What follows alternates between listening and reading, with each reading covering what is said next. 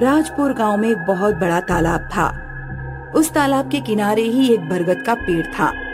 गांव की सभी स्त्रियां त्योहारों पर खूब सज धज कर उस पेड़ की पूजा करती थीं। गांव में ये मान्यता थी कि बरगद बाबा सभी की मनोकामना पूरी करते हैं। पूजा में पूड़ी, गुलगुले, हलवा और खीर चढ़ाया करती थीं। उसी पेड़ से कुछ ही दूरी पर एक बांस का झुरमुट था, जिसमें एक सिरकटा भूत रहता था। वो सन्नाटा होते ही बांस के झुरमुट से निकलकर आने जाने वाले लोगों को बहुत परेशान करता था। उसके डर की वजह से कोई उधर अकेले नहीं जाता था। अगर गलती से भी कोई चला जाता तो वहाँ बेहोशी की अवस्था में ही पाया जाता। ये गांव की औरतें बरगद के पेड़ की पूजा करती हैं और इतने अच्छे अच्छे पकवान चढ़ाती हैं। मुझे कभी कोई नहीं पूछता। बरगद पर चढ़ाई जाने वाली सारी चीजें देखकर उसे बहुत गुस्सा आता था। उसकी भी इच्छा होती थी कि लोग उसकी भी पूजा करें, लेकिन उसकी हरकतों से सब लोग उस बांस के झुरमुट के पास फटकते भी नहीं थे। एक बार बंसी नाम का एक किसान शहर से एक गाय खरीद कर ला रहा था, परंतु उसे गांव पहुंचते पहुंचते बहुत रात हो गई। अब क्या करूं? वो सिरकटा भूत तो मेरा रास्ता जरूर रोकेगा। आज तो बड़ी अच्छी दावत उड़ाऊंगा मैं। बंसी जैसे ही आगे बढ़ा, तभी उसने देखा कि गाय आगे बढ़ नहीं रही है।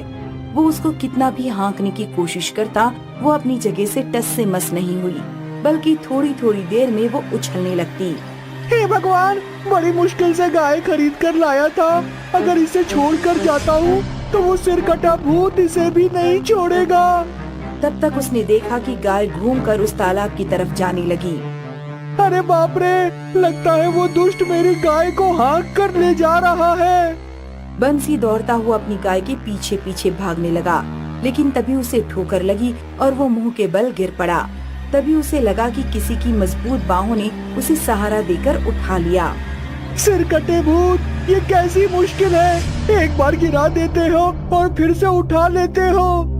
बंशी, उठकर अपनी गाय की रस्सी पकड़ो और घर जाओ। उस सिरकटे भूत से तुम्हारी गाय छुड़ाकर मैंने उसे भगा दिया है। आप कौन है? आप जो भी हैं, मेरी तरफ से आपको बहुत बहुत धन्यवाद। अक्सर ऐसा ही होता। सिरकटा भूत जब भी किसी को परेशान करता, तब एक बूढ़े बाबा आकर उसे बचा लेते।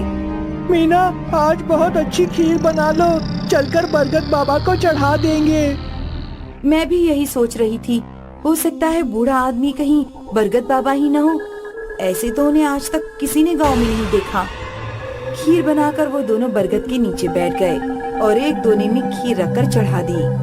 हे बरगद बाबा, आपको किसी ने नहीं देखा, लेकिन आपकी अद्भुत शक्तियों की वजह से ही हमारे गांव के लोग रह पा रहे हैं, वरना उस सिरकटे भूत ने तो सबका जीना हराम कर दिया था। तभी अचानक बांस के झुरमुट में थोड़ी हलचल सी हुई और ऐसा लगा कि बांस के झुरमुट में से कोई गुर्रा रहा है। चलो मीना, घर चले। गाय की वजह से उनकी अच्छी आमदनी हो रही थी।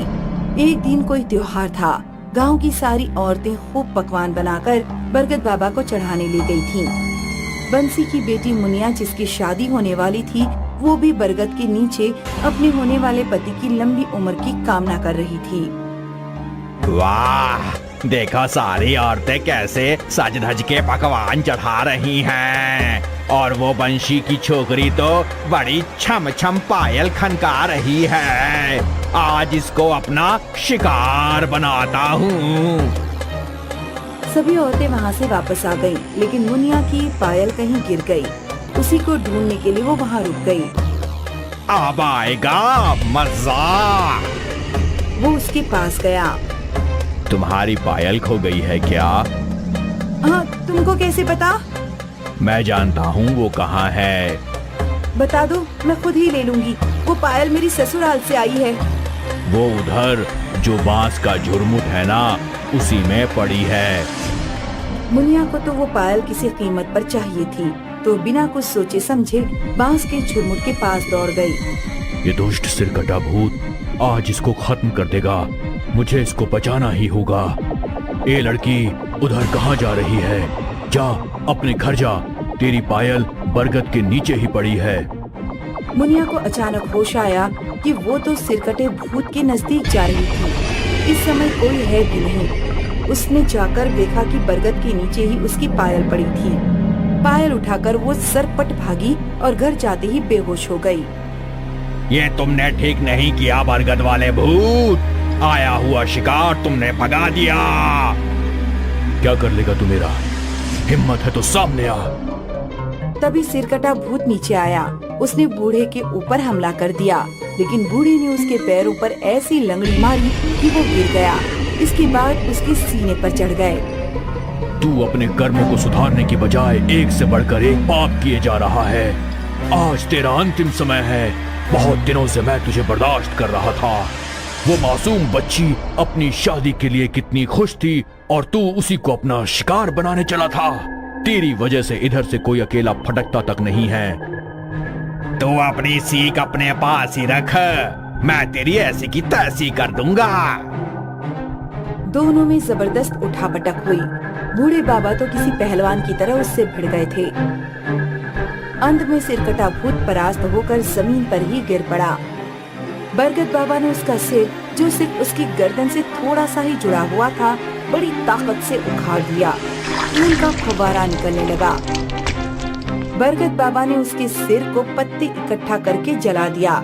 उसका शरीर तड़प तड़प कर शिथिल हो गया। अरे हरिहर भैया, ये देखो, यहाँ किसी का धड़ पड़ा है। लगता है इसका सिर काटकर किसी ने जला दिया है। अब तुम सब निश्चिंत होकर जब चाहो तब यहाँ आ सकते हो। सिरकटा भूत अब खत्म हो गया है। बाबा, इतने सालों से ये हम सबको परेशान कर रहा था, आज ऐसा कैसे हो गया? इसके पाप का घड़ा भर गया था, इसलिए इसका जाना ही ठीक था। तुम सारे गांव वाले मिलकर इसका शरीर बांस के झुरमुट में डालकर जला दो। गांव वालों ने वैसा ही किया। गांव सिरकटे भूत से मुक्त हो गया। मुनिया को जब होश आया तब उसने माँ से कल उसके साथ हुई सारी घटना बताई। पूरे गांव में शोर मच गया। उस दिन सभी लोग बहुत खुश थे। तब से बरगद के नीचे हर महीने मेला लगता है। अब लोग बेखौफ होकर वहाँ आते जाते हैं।